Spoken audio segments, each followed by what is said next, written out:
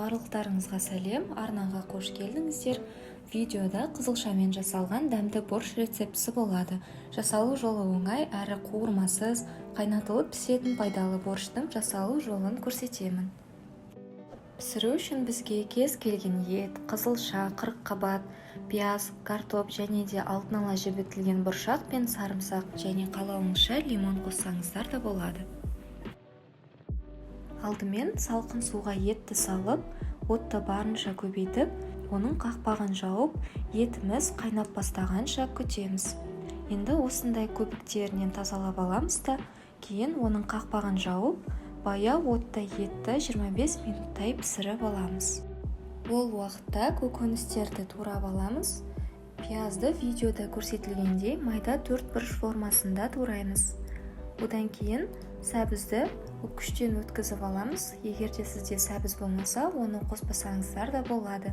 Көкөністерді осылай майда етіп турасаңыздар, олар тез піседі. Енді қызылшаларды да дәл солай үккіштен өткізіп аламыз.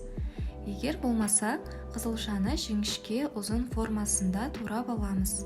Борщтың түсі қып-қызыл болу үшін қызылшаға осылай міндетті түрде лимон сығындысын қосамыз. Егер лимон болмаса, бір ас қасық уксуспен алмастырсаңыздар да болады. Басты құпия осы. Енді барлығын араластырып аламыз, кейін оны сорпаға қосатын боламыз. Пісіп жатқан етке алдымен пиязды қосамыз. 10 минуттан кейін сәбізді де салып аламыз.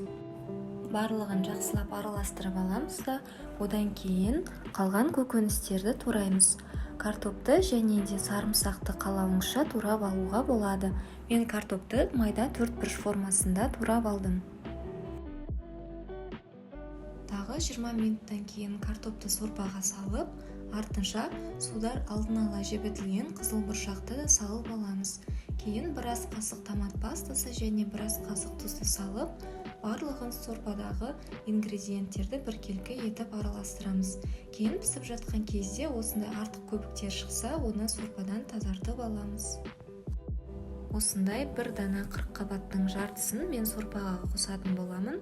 Қырыққабатты видеода көрсетілгендей жіңішке сопақша формасында кесіп аламыз. Кейін дәл солай соның екінші бөлігінде ұзын сопақша формасында кесеміз. Енді қырыққабатты сорпаға салмас бұрын оған тұз және қара бұрыш пен сарымсақты салып, барлығын біркелкі етіп араластырып, сорпаның дәмін көреміз.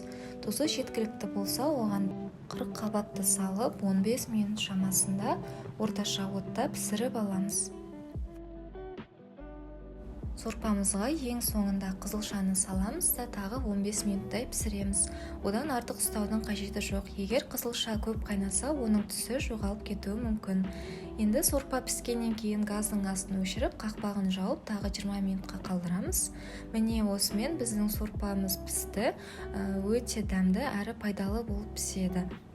Борщ сорпасы тұрған сайын оның түсі қою қызыл түске ене береді. Бұл тағамды түскі асқа немесе кешкі асқа ұсынсаңыздар да болады. Егер де видео рецепт сізге ұнаса, арнама тіркеліп, видеоға лайк басып қойыңыздар. Барлықтарыңызға ас болсын.